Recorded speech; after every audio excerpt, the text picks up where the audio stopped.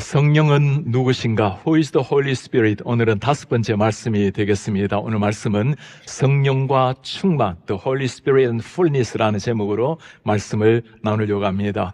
충만이라는 말 정말 아름다운 말이죠. 헬라어로 플레루라는 단어를 사용하는데 본래 의미는 우리 마음속에 무엇인가 가득하게 차고 넘쳐서 기쁨을 선물해 주는, 기쁨이 넘치는 상태를 말합니다. 어딘가 완전히 사로잡히고 몰입되어서 우리 마음속에 희열이 넘치는 상태, 그걸 두고 플레루, 기쁨이 넘치는 충만한 상태라고 말합니다. 성령의 충만, 성령 충만이란 무슨 의미일까요? 성령께서 우리 속에 차고 넘쳐서 우리 안에 성령의 희열이 넘치는, 성령이 주시는 아름다운 열매를 맺고 하늘의 기쁨으로 넘치게 만드는 상태. 성령 충만이라는 것은 우리가 성령을 많이 받는 것을 의미하는 것이 아니라 성령이 우리 안에 주인으로 활동적으로 나타나셔서 우리 삶이 더 많이 하나님께 지배받는, 성령께 지배받는 것을 두고 성령 충만이라는 말씀을 쓰게 됩니다. 성령 충만, 오늘 다룰 말씀인데 제가 오랜 세월 성경을 연구하면서 한 가지 가졌던 의문이 있습니다. 사복음서의 제자들과 사도행전의 제자들의 차이입니다. 우리가 잘 아는 것처럼 사복음서의 제자들도 예수님을 잘 따라다니죠. 부친을 버려두고 배와 그물을 버려두고 예수님을 따라다니는 것 엄청난 결단입니다. 그러나 사복음서의 제자들, 우리가 다 아는 것처럼 예수님이 목적이 아니고 사명이 그들의 방향이 아니었습니다.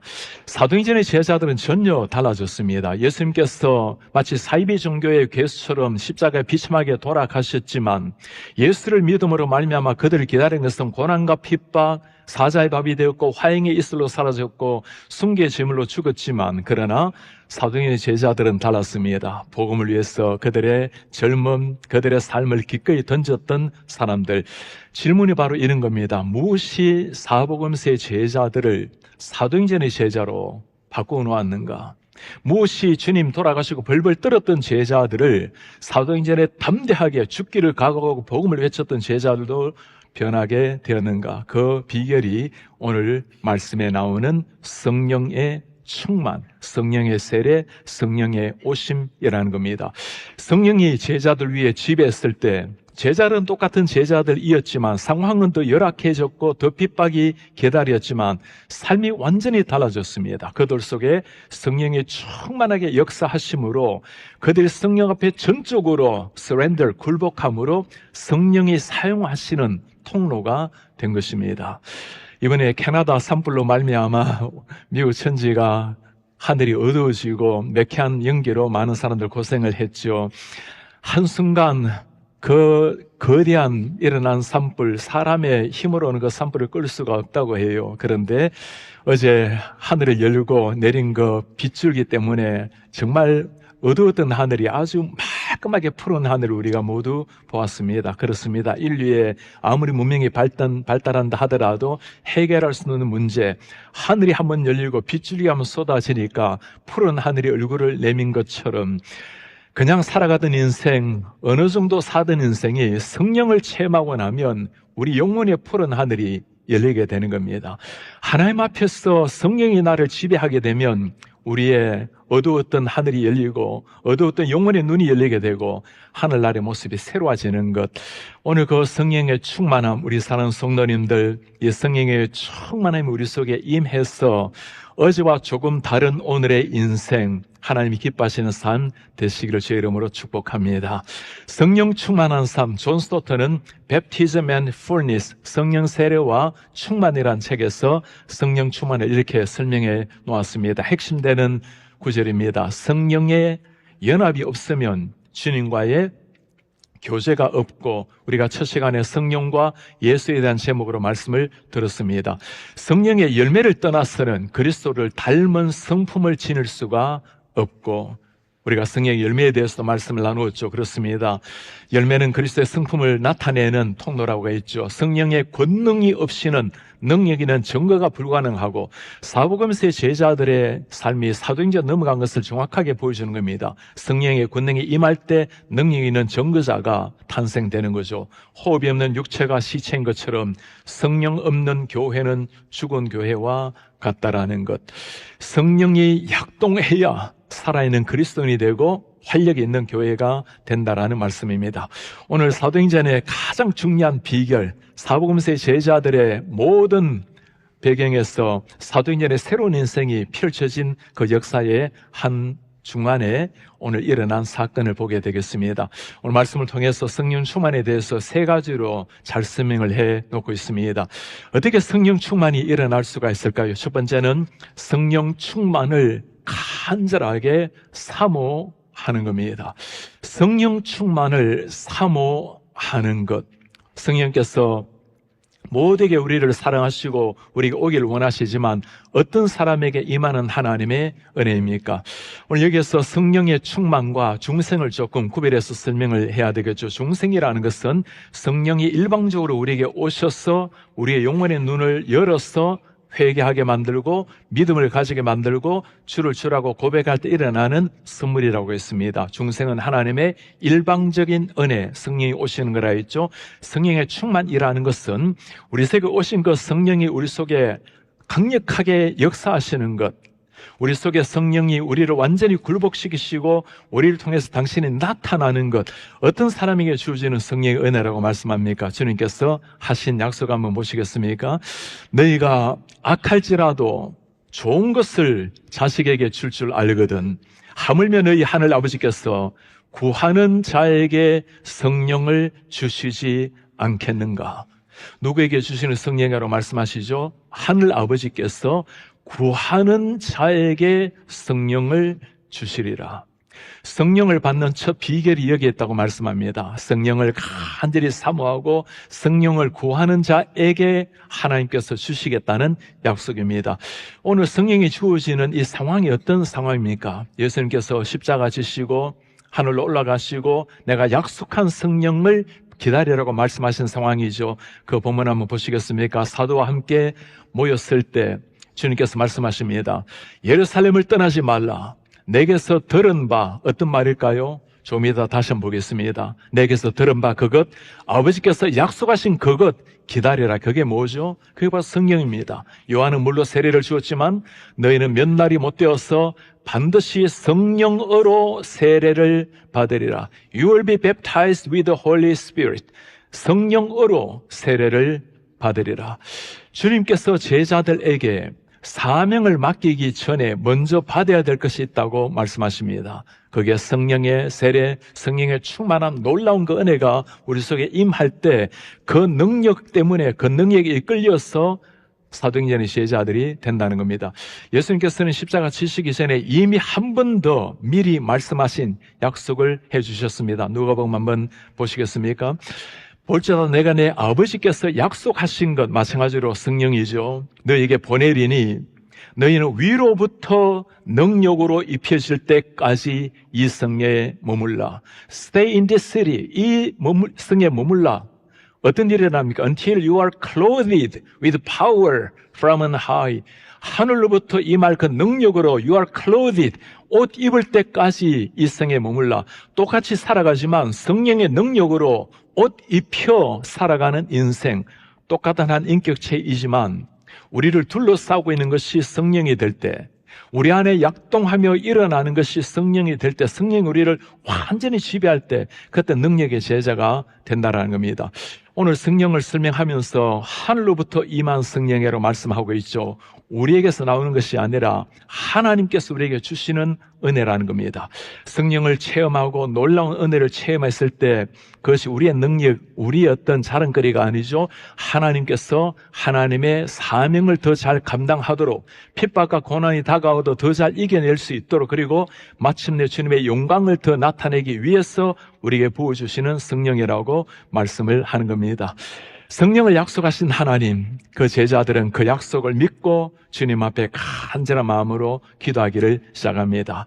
언제 성령이 임했을까요? 여자들과 예수님 그리고 어머니 마리아, 예수의 아우들 더불어 제자들이 함께 오순절날 간절히 기도합니다. 어느 정도의 기도입니까?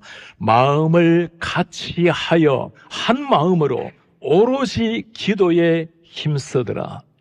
제자들이 정말 한 위대한 일이 하나 바로 이것입니다. 오로지 기도에 힘쓰더라. 그냥 기도하는 것과 오로지 기도에 몰입하며 전심으로 기도하는 것은 다르죠. 지금까지 제자들도 어느 정도 기도했던 제자들입니다. 어느 정도 사복음서의 제자들도 기도하고 말씀 전하고 때로는 사람이 변화되어서 사탄이 하늘에서 떨어지는 것도 보고 때로는 병자들이 고침을 받기도 하고 어느 정도 주님 앞에 쓰임을 받았어요. 그런데 정말 하늘의 은혜를 완전히 받고 나니까 새로운 인생으로 펼쳐지는 제자들의 인생, 어떤 사람에게 주어진 은혜입니까? 간절히 사모하는 자들에게 주어진 하늘의 은혜였습니다. 제가 목회하면서 우리 성도님들 가운데서도 정말 이 놀라운 은혜를 때로 체험하는 분들을 보면서 우리 하나님께서 지금도 여전히 사모하는 영혼을 만족시키는 우리 주님이라는 것을 발견할 때가 있어요.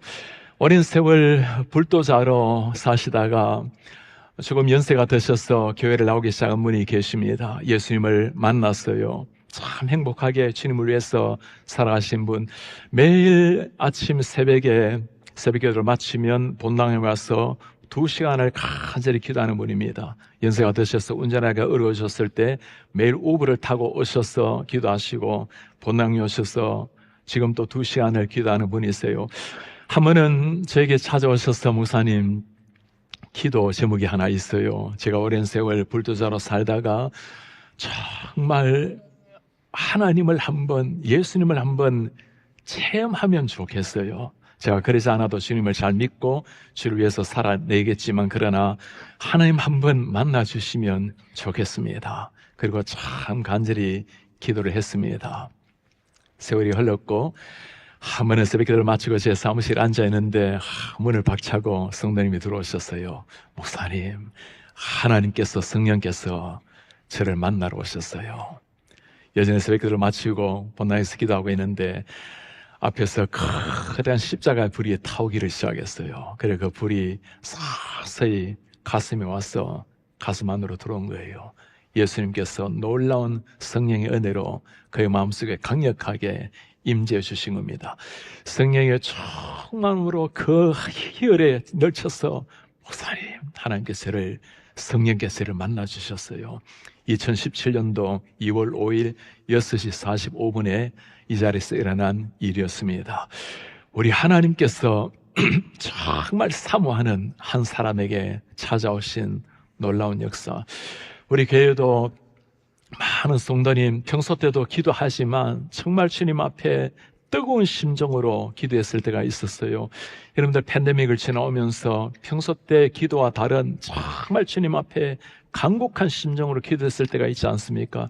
우리 팬데믹을 지나면서 영적으로 우리가 낙심되지 않도록, 지역의 교회 한 교회도 문 닫지 않도록 하나님의 교회들이 이 팬데믹을 뚫고 일어나도록, 그때 우리 교회 안에서 예배하기도 참 힘들었을 때 우리 저 주차장에 차를 파킹하고 금요일 비상 기도회로 정말 주님 앞에 비가 오나 그 더운 여름이나 간절히 마이크도 사용하지 못해서 라디오 주파수를 켜놓고 예배하면서 찬양한 일이 있지 않습니까?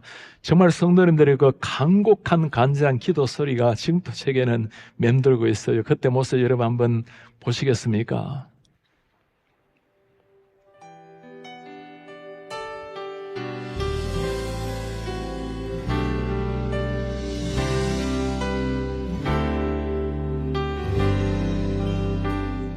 저렇게 주차장에 한 대 한 대 차들이 들어오고 성도님들 밖에 나오지도 못하고 차 안에서 간절하게 기도했을 때입니다. 안녕하세요.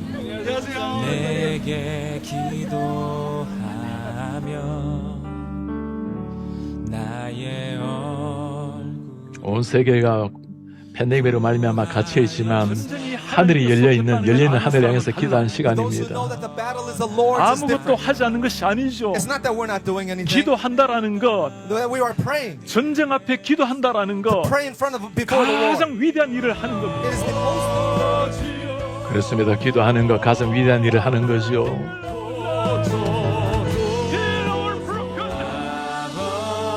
기도으로 나아가는 주의 모든 백성들, 현장에서 영광스럽게 주님을 찬양하는 백성들, 가정에서 온라인으로 함께 주님을 예배하는 모든 백성들 머리 위에, 특별히 우리 사랑하는 영혼권 회중 다음 세대 머리 위에 지금부터 영원토록 함께 있을지어다. 아멘. 할렐루야, 할렐루야, 할렐루야. 우리 성도님들, 우리 한번 크라션 빵 하고 우리 하나님 앞에 영광을 올려드리겠습니다.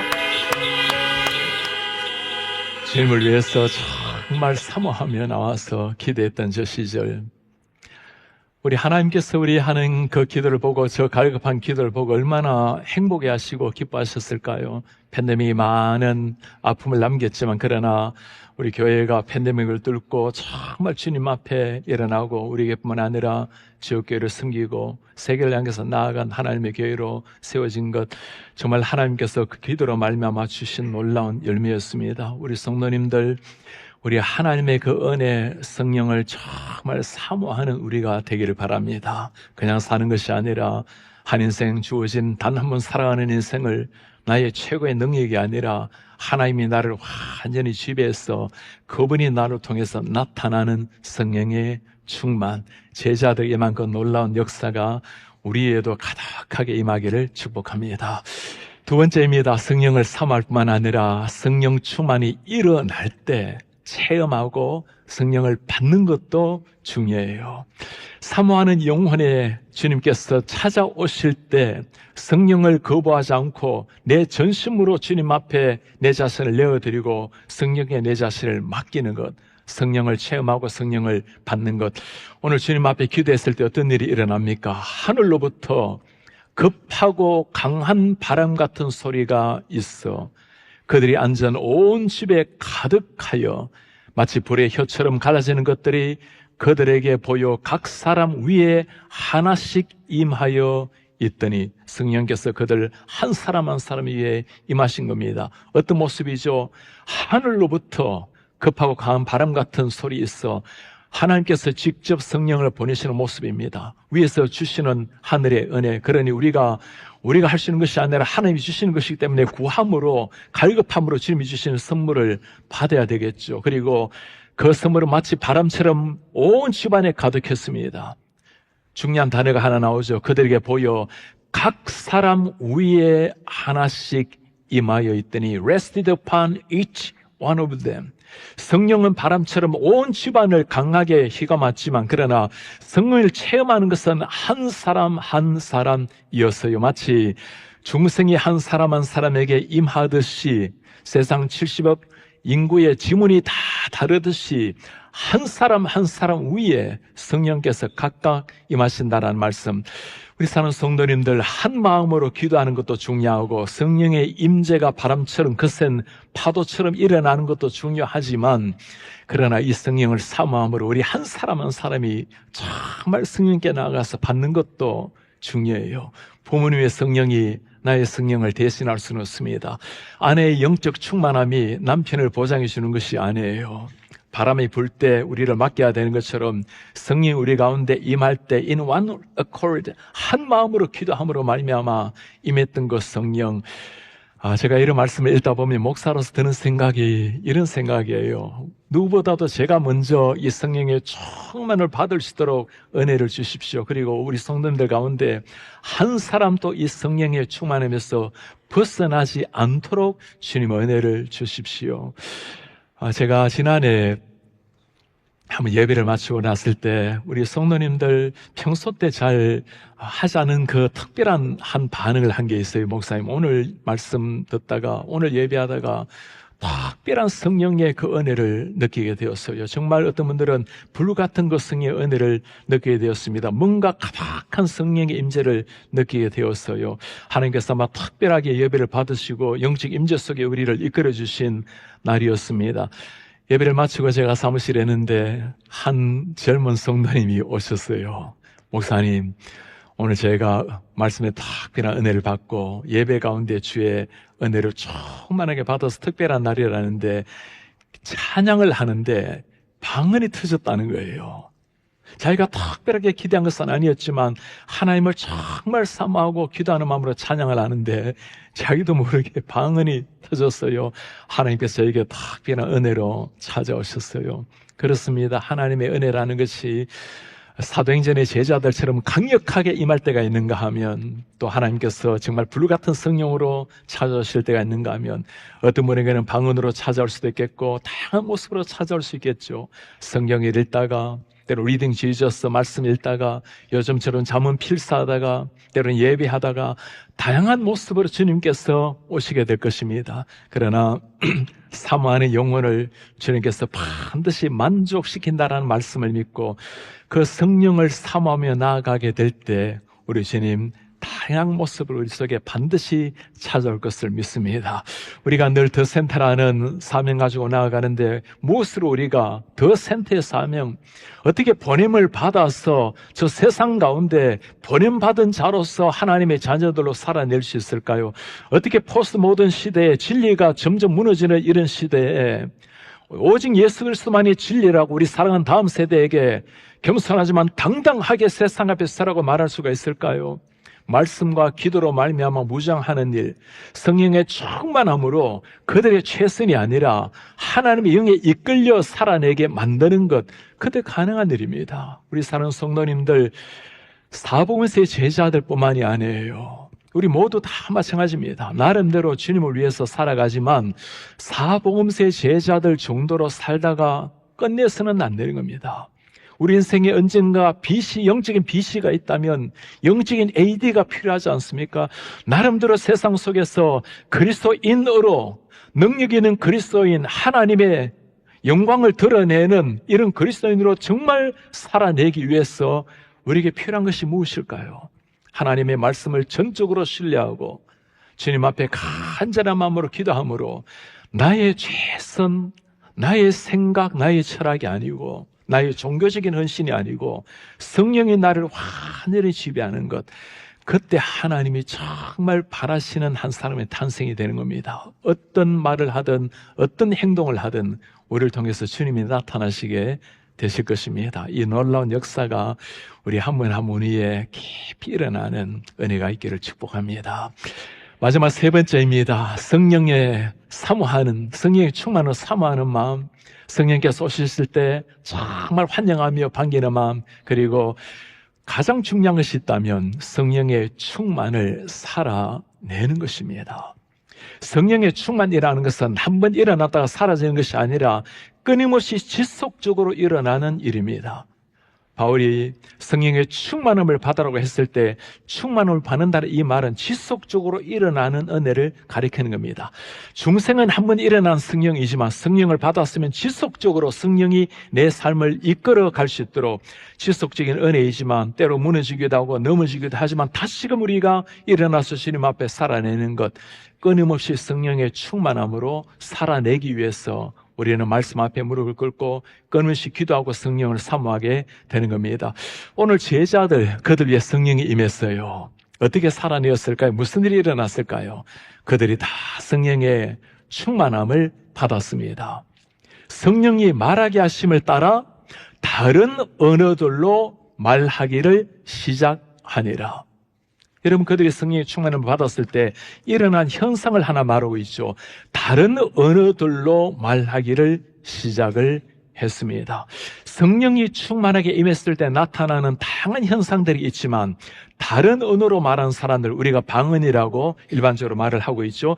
그런데 이때 제자들과 사도들이 했던, 사람들이 했던 방언은 우리가 알아듣지 못하는 방언이 아니었어요. 사람들이 알아들을 수 있는 방언이었습니다. 제가 이 말씀을 묵상을 하다가 정말 그때 상황이 제가 너무나 실감이 나요.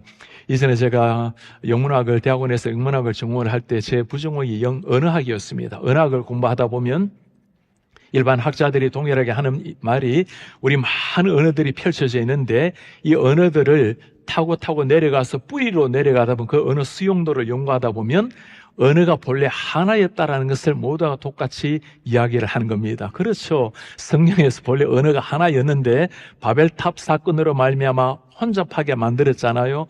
바벨이라는 단어 자체가 혼잡시키단 말입니다. 그러니 하나님의 심판으로 말미암아 인간을 흩어지게 만든, 본래 하나님께서 흩어져 살기를 원하셨잖아요. 하나님의 심판으로 말미암아 하나님이 말씀하셨던 명령이 이루어지는 언어의 혼잡이 일어난 거예요. 그런데 이때 오순절의 역사가 일어났을 때 그 모든 혼잡했던 언어였지만 다른 언어를 말하게 되는, 누구라도 알아들 수 있는 언어를 말하게 되는 언어의 통일이 이루어졌다라는 거죠.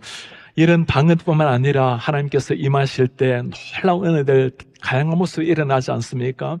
어떤 사람에게는 방언으로, 어떤 사람에게는 특별한 하나님의 은혜로, 때로는 이런 강한 모습이 아니라 잠잠한 가랑비같이 나에게 다가오는 성령의 은혜도 있습니다. 그러나 어떤 성령의 충만함, 어떤 은혜가 임하더라도 한 가지 공통점은 어떤 삶을 살아내어야 할 것인가? 오늘 제자들이 성령을 받았을 때 일어난 그들의 변화 한번 보시겠습니까? 그레데인들, 크레데에서도 왔어요. 아라비아에서도 왔어요. 그들이 다 뭐라 말합니까? 우리가 다 우리의 각 언어로 하나님의 큰 일을 말하는 것을 듣는 거예요. The mighty works of God, 하나님이 행하신 그 큰 일을 사도들이 말하는 것을 듣고는 다 놀라며 당황하게 말합니다. 아니, 이게 어찌된 일인가? 또 어떤 사람들은 조롱하여 이르되 그들이 새 술에 취한 게 아닌가?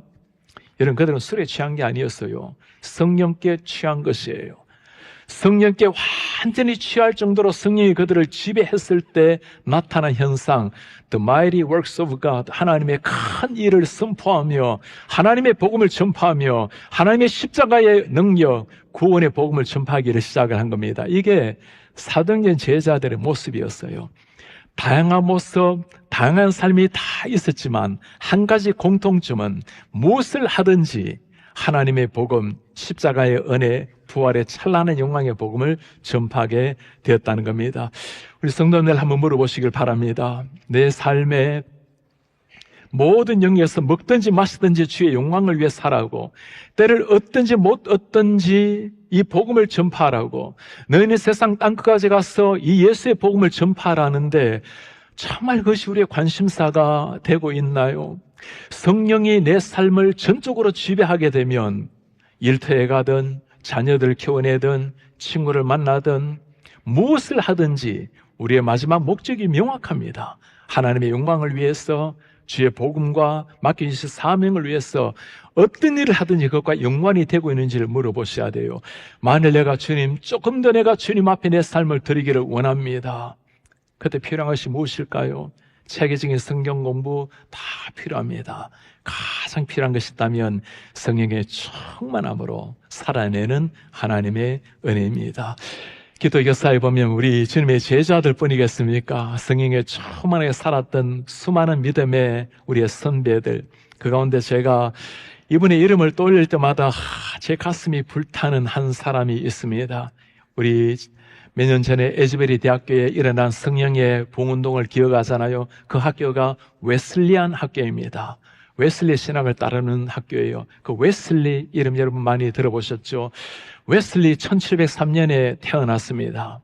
1720년에 옥스퍼드 대학교를 들어갔어요. 동생 찰스 웨슬리와 함께 옥스퍼드 대학교에서 홀리 클럽을 만들었어요. 대학생 때부터 홀리 클럽을 만들어서 정말 주님 앞에 삶을 드리려고 하는 사람들, 얼마나 멋진 젊은이들입니까? 그렇게 주님을 위해서 멋지게 인생을 불태우다가 1735년에 미국 조지아로 선교사로 파송이 되었어요. 32살 때였습니다. 그 기라성 같은 형제들이 미국으로 와서 복음을 전했을 때 정말 놀라운 역사 일어났겠죠. 너무나 아쉽게도 선교가 되지가 않았어요. 실패한 선교사처럼 된 거예요. 낙심에 차서 영국으로 다시금 돌아갔습니다. 돌아가는 그 배 선상에서 거대한 폭풍과 일기를 시작했어요. 그 죽음의 두려움에 웨슬리가 떨었습니다. 그때 배 한편에서 조용하게 찬송하는 무리들이 있었어요. 모라비안 선교사들이었습니다. 저들이 누구길래 저렇게 죽음을 두려워하지 않고 저렇게 하나님을 찬송하는가? 본국으로 돌아갔어요. 그리고 어느 날 그 모라비안 교도가 그 자기 지역에 와서 집회한다는 소식을 듣게 되었습니다. 1738년 5월 24일이었어요. 저녁에 웨슬리 마음속에 한번 저들의 설교를 들어봐야 되겠다고 그렇게 가슴 자리에서 배움도 하나 없는 아무것도 알지 못했던 평범한 평신도 모라비안 선교사가 복음을 전하기 시작합니다. 그의 복음이 아니라 루터가 쓴 로마서 서문을 대신 읽는 것이었어요. 그 하나님의 말씀을 듣는 순간 이 요한 웨슬레 가장 뛰어나고 모든 걸 박식했던 그 사람 가슴 속에 주님을 사랑했고 성령을 사랑했지만 낙심에 돌아와 있는 그 웨슬레 가슴 속에 성령이 임했어요. 그리고 성령께서 그를 변화시키기 시작했습니다. 그 날을 웨슬레가 남긴 일기문을 한번 보시겠습니까? 밤 8시 45분 About a quarter before 9, 9시 15분 전이죠. 그가 그리스도를 믿는 믿음을 통해 설교 내용입니다. 하나님이 사람의 마음에 이루시는 변화를 설명하고 있을 때 I felt my heart strangely warmed. 내 가슴이 이상하게 뜨거워지는 것을 느꼈습니다. 누가 하는 일일까요?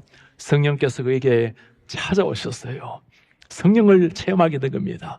그는 중생했고 그는 주님을 사랑했고 그는 선교사로 파송이 되었고 주님 앞에 나름대로 참 멋지게 살았던 사람입니다. 그러나 낙심에 젖어있을 때 성령께서 다시금 그를 찾아오셔서 Fullness of the Holy Spirit, Something strange warmed, 뭔가 이상한 것을, 뜨거운 것을 느끼게 만든 그 하나님, 35살의 그 성령을 체험한 겁니다. 그리고 그의 인생이 변화되기를 시작했어요.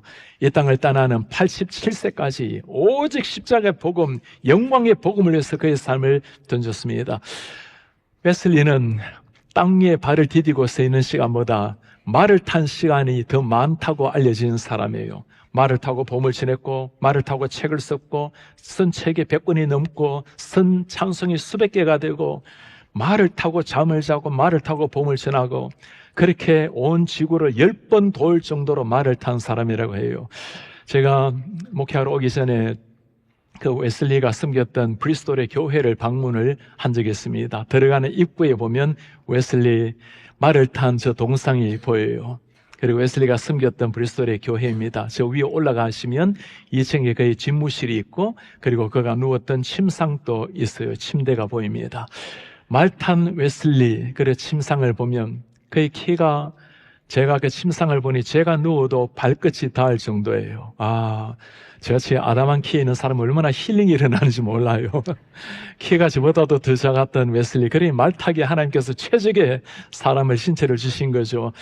그렇게 복음을 전하다가 이 땅을 떠나기 전 5일 전까지 20마일을 말을 타고 복음을 전했던 사람이 웨슬리였습니다. 제가 그곳에 방문해서 멀리 한국에서 제가 웨슬리 보러 왔는데 지키는 분에게 제게 웨슬리를 좀 설명해 주세요. 그랬더니 저를 아주 중요한 곳으로 안내했습니다. 그리고 특별한 책을 하나 펼쳐 보여주셨어요. 웨슬리가 남긴 일기장이었습니다. 그 일기장 아무 곳에나 펼쳤는데 그게 마침 주일에 대한 일이에요. 길게 일기를 쓰지 않고 아주 짧게 짤막하게 일기를 썼는데 주일에 대한 이야기였습니다. 아침에 복음을 전하고 오후 2시에 햄턴에 가서 복음을 전했을 때 2,500명이 모였고 오후 4시에 한 가정에 가서 티타임을 차를 마시고 오후 5시에 또 다른 지에 가서 복음을 전했는데 3,500명이 모였습니다. 당시도 이렇게 많은 사람들이 모일 수 있었던 것은 대부분의 탄광촌에 일했던 사람들이 많았어요. 그들이 일하다가 정해진 시간에 모여서 말씀을 들은 겁니다. 지금처럼 마이크가 있는 시절도 아니죠. 생명을 다하는 마음으로 목소리를 다해서 복음을 전했던 사람, 웨슬리 흔적을 찾아가다 보면 그가 복음을 전했던 자리들이 있습니다. 그곳에 가면 밑에 큼직한 돌에 글씨를 새겨 놓았어요. The world is my Paris. 전 세계가 내 교구라고, 전 세계를 교구 삼아 복음을 전했던 한 사람. 우리 그렇게 물어보고 싶어요. 그렇게 낙심해서 쓰러졌던 사람, 흔들리는 배에서 죽음의 위기 앞에 두려워 떨어진 사람, 그가 어떻게 이렇게까지 복음을 전하는 사람이 되었을까요? 그도 평범했던 한 사람이었습니다. 성령이 그 위에 임했을 때 그 자신의 삶을 하나님 앞에 surrender 완전히 굴복했을 때 하나님께서 그 속에서 하나님이 역동적으로 살아나신 거예요. 웨슬리도 주님 앞에 멋지게 하는 생을 굴복했지만 성령이 그를 통해서 능력 있게 역사했을 때 아름다운 열매가 나타난 겁니다. 웨슬리 1791년에 세상을 떠났습니다. 그의 비문에 쓰여지는 글귀가 있어요. 그의 친구 아담 클라크가 선 남긴 글귀였습니다. 웨슬리가 너무 위대한 일을 남긴 나머지 사람들이 웨슬리를 바라보는 것을 보면서 그가 했던 글귀의 마지막 구절이에요. 친구들이요, 웨슬리를 바라보고 칭송하려거든 그러지 말고 Give God the glory. 웨슬리를 웨슬리답게 만든 하나님께 영광을 돌리게나. 그래요. 웨슬리를 통해서 성령 하나님 역사하신 그 하나님께 영광을 돌리게나. 이것이 성령이 우리를 가득하게 지배했을 때 나오는 인생입니다. 오늘 주님의 제자들을 사복음서에서 사도행전으로 만든 그 비결을 보았습니다. 벌벌 떨었던 제자들이 생명 걸고 복음을 전했던 제자들로 바꾸게 된 비밀을 보았어요. 성령께서 fullness, 강력하게 임했을 때, 충만함을 받았을 때 전혀 새로운 제자들이 탄생했습니다. 그들의 위대함이 아니었어요. 그들의 용맹이 아니었습니다. 성령이 우리를 지배했을 때 일어난 일이었습니다. 우리 사는 성도님들, 한 번 사는 인생이에요. 단 한 번 살아가는 인생입니다. 어느 정도 주님 앞에 살다가 끝나는 인생이 아니라 성령께 내 자신을 굴복시킴으로 그 성령께서 나를 통해서 막 그 당신의 영광을 드러내시도록 그렇게 멋지게 한 인생 주님 앞에 쓰임받다가 주님 앞에 서시는 하나님의 사람들 되시기를 제 이름으로 축복합니다.